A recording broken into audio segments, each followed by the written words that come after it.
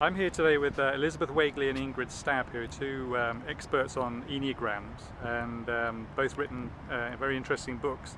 Perhaps you could tell us a little bit more about the Enneagram and how that fits into the way we live, I guess.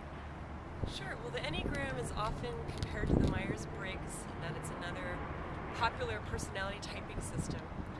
And it's become very popular in the last 20 years or so, especially among organizational consultants, business coaches, and it gets at what are individuals' core strengths, and there's basically 9 different types. Yeah, I love the Enneagram. The personalities of the Enneagram are people you know. For example, a perfectionist. You may have had a teacher who was a perfectionist, or a helper. Maybe your mother was a helper and made you good dinners and things like that. And there are a lot of achievers in business, people who want to raise up and get higher and higher in business, right? Don't you find a lot of achievers in business?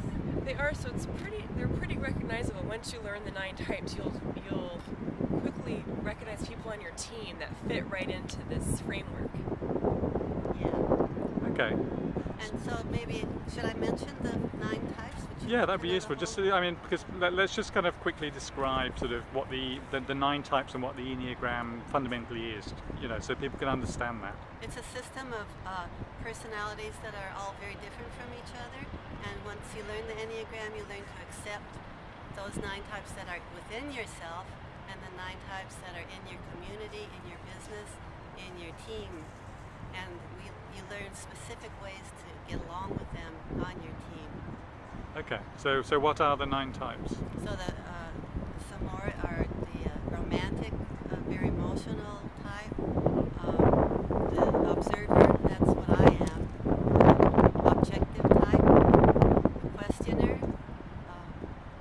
can be a skeptical type, always wanting to kind of maybe push things, and Ingrid is an adventurer. She likes doing things that are exciting.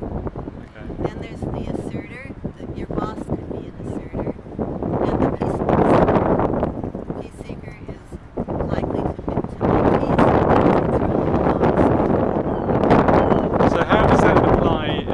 Does it apply to actually teams of people, Ingrid? I know Ingrid, you're working at Stabb, a big human capital management company. How does it relate? Let's say I'm a manager trying to assemble a team. I know a lot of people use Myers-Briggs for this, or attempt to use it, to get all the different personality types. Can you use it in that way? Is it a good way of assembling a team to get a good balance of personalities? So I know sometimes I love the Myers-Briggs system, but it does tend to be divisive a little bit, that people group together, like-minded people group together. Mm-hmm. And with the Enneagram, it helps you kind of get a better sense of the balance you need on a team. Because, for example, the questioner is focused on risk and risk assessment, so you want someone thinking about the risks.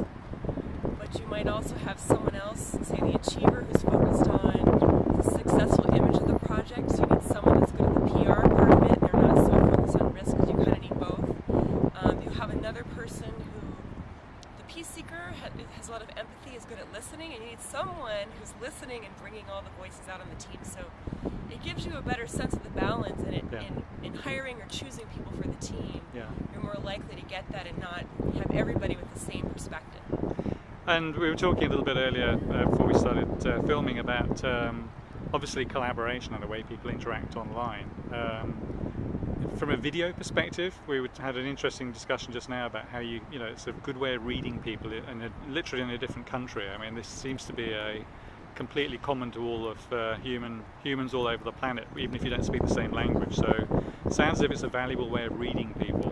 Yeah, and Liz Wagele's books are popular they're in over 20 different languages, and we find organizational consultants use this in so many different cultural contexts.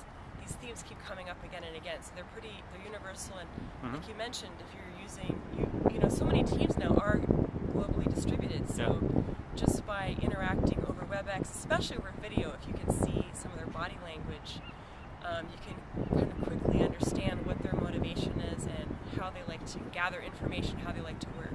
Yeah, I like to mention the book we wrote together. It's called The Career Within You, and it uses the Enneagram to help you find a career or manage your career, and it shows you many, many examples of people who have used the Enneagram and people in careers of each Enneagram type. Great. Yeah, we'll make sure to link to that in below this video. I also thought of one other thing, one useful thing for using the Enneagram in business. The asserter type wants to be the boss and is naturally the boss, and you wouldn't want to have two asserter types in a small meeting. Okay. They would be fighting to take over. That's just one very small example of how powerful the Enneagram is. Great. And just one final thing about, if I am the boss and let's say I've got 1,000 people working for me, is this a valuable tool to actually read from an HR perspective or a people and culture perspective how well a kind of a group of people are interacting together? Really, a lot of organizational consultants will use it in a type of department, and it helps individuals understand why there might be communication issues between, let's say, accounting versus legal versus marketing versus product management. Yeah. And so it's really helpful in terms of educating the folks on the team and realizing how you might need to adapt some of your communication style to get things done with other departments. Great, great. Excellent. Well, thank you very much. That's very interesting. Thanks.